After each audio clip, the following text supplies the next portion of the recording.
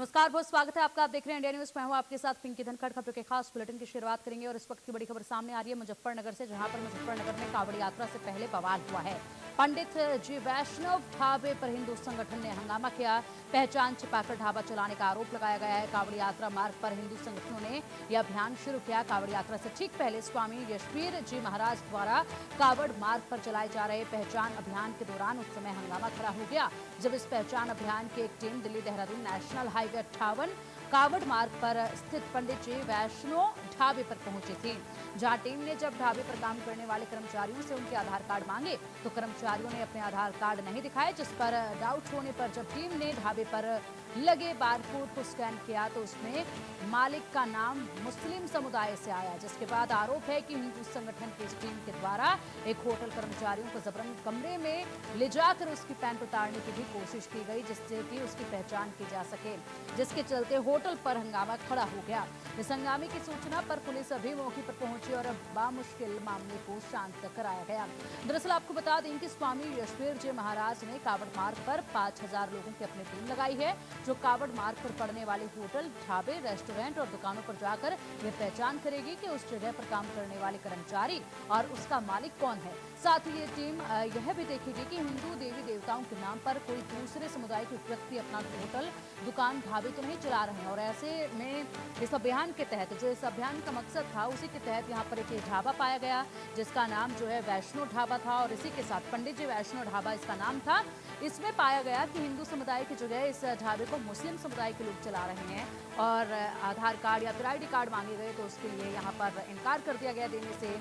लेकिन जब यहाँ स्कैन किया गया पेमेंट के लिए, जब हम स्कैन करते हैं तो उस पर नाम आता है खाता धारक का, और उसमें एक मुस्लिम समुदाय के युवक का नाम आया, जिसके बाद हंगामा बरपा और उसके बाद लोगों में आक्रोश यहाँ पर फूटा। बड़ी मुश्किल से मामले को शांत कराया गया, लेकिन फिलहाल देखना होगा कि इस पर क्या कुछ कार्रवाई होती है। अभियान जिस तरीके से चलाया जा रहा है, बता दें कि पिछले साल भी देखा गया था कि जब कावड़ यात्रा निकल रही थी, उस वक्त भी रास्ते में कई जगहों पर कावड़ यात्रा को खंडित करने की कोशिशें जो हैं वो की गई थी। उस वक्त भी आक्रोश देखा गया था। अक्सर ऐसा होता है कि प्रबंध पूरे किए जाते हैं, लेकिन बावजूद इसके कहीं ना कहीं इस तरह के मामला सामने आ जाते हैं।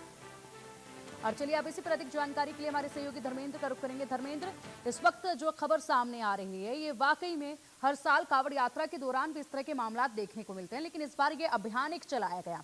इस अभियान के तहत यहाँ पर जिस तरीके से इस ढाबे पर पहुंचे, जिस मकसद से अभियान चलाया गया, बिल्कुल ठीक वैसी करतूत यहाँ पर पाई गई है। क्या पुलिस ने इसमें कार्रवाई की है? क्या जानकारी दी जा रही है?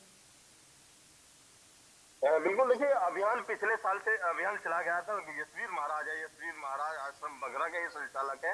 ये लगातार पिछले साल से इस अभियान को चलाया है कि जितना भी पूरा कावड़ मार्ग है, चाहे हरिद्वार से लेकर पूरा महादेव या दिल्ली अन्य स्थानों पर हो, वहां पर कोई ऐसा उन्माद पैदा ना हो, धार्मिक उन्माद पैदा ना हो, जिससे जो है कानून व्यवस्था को हो और धार्मिक जो यात्रा हो उसको कोई क्षति पहुंचे। बिल्कुल साफ है, जिस तरह से पंडित एक ढाबा है वहां पर जिस तरह से ये चलाया जा रहा था, अभियान के तहत एक युवक को पकड़ा गया था। हालांकि वो अपने आप को अदल तबदल कभी नाम हिंदू बताता था, कभी किसी को और हिंदू बताता था, लेकिन जब उसका पेमेंट की बात हुई तो उसमें जो है एक मुस्लिम उसका नाम आता है, और उस चीज को लेकर लगातार पुलिस को शिकायत की, SSP को फोन किया गया। और यही नहीं, कल जब तक कार्रवाई नहीं हुई तो कल यशवीर महाराज खुद स्वयं SSP ऑफिस पहुंचे और उन्होंने जो वहां पर मौजूद थे SP सिटी महोदय, उनको ज्ञापन सौंपा, शिकायत सौंपी है कि इस तरह से आने वाली जो एक कांवड़ यात्रा है, कहीं ना कहीं इसमें विघन डाला जा सकता है। जिस तरह से जो लोग हैं, जो धार्मिक अलग धर्म के लोग हैं, वे कहीं ना कहीं अपना नाम छुपाकर यहाँ पर व्यापार के नाम पर कहीं ना कहीं इस तरह का अनुमान हो सकता है कि धार्मिक भावना को हाथ हो सकता है, और उसके चलते ये इस धार्मिक यात्रा पर जो प्रभाव पड़ सकता है।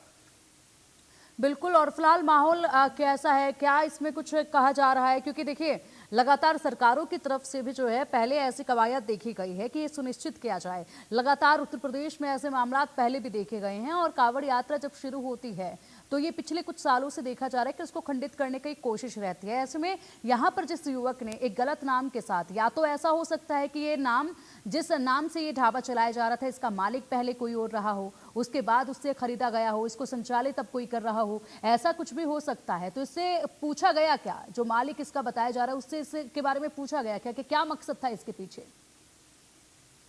बिल्कुल, मालिक को बुलाकर तुरंत पूछा गया। उन्होंने साफ कहा कि कुछ दिन पहले मैंने इस युवक को ये जो ढाबा है उसको जो है कि एक तरह से लीज पर दिया था, जबकि लीज पर अगर दिया जाता है तो साफ साफ आदेश है। पिछले दिनों जो प्रदेश के राज्य मंत्री है कपिल देव अग्रवाल, उन्होंने प्रशासनिक अधिकारियों को साफ स्पष्ट आदेश दिए थे कि जो भी कवर्ड मार्ग पर जहाँ पे चाय की दुकान या अन्य जो व्यापारी के लोग हैं उनकी कम से कम एक इस तरह से एक जो हिंदू देवी देवताओं के नाम पर जो उनकी जो है प्रतिष्ठान ना हो, ताकि जो आने वाले कावड़ी है वे भ्रमित ना हो। खंडित जहाँ तक कावड़ की खंडित वाली बात है, तो पिछले दिनों जो पिछली कावड़ यात्रा थी उसमें काफी कावड़ इस तरह से खंडित हुई।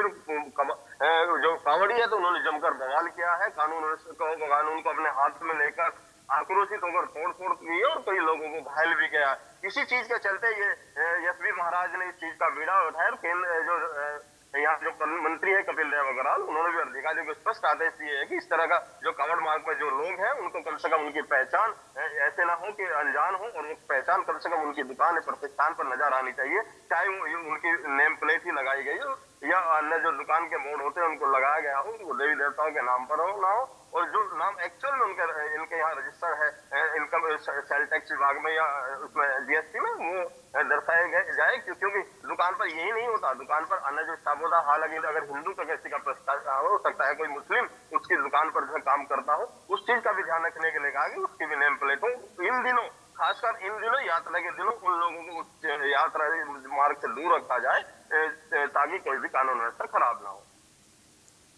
बिल्कुल, और फिलहाल इस तरीके से जब कोई अभियान चलाया जा रहा है तो उसके तहत शांति बनाना बेहद ज़रूरी है, क्योंकि ये एक धर्म से जुड़ा अभियान है और ऐसे में धार्मिक आस्था इससे जुड़ी हुई है, तो कहीं ना कहीं माहौल को शांत रखना ज़रूरी है। इस अभियान को लेकर अधिकारियों का क्या कुछ कहना है? यह अभियान आगे कब तक और चलेगा? क्या इस अभियान की रूपरेखा तय की गई है? अधिकारियों ने क्या इसको मंजूरी दी थी?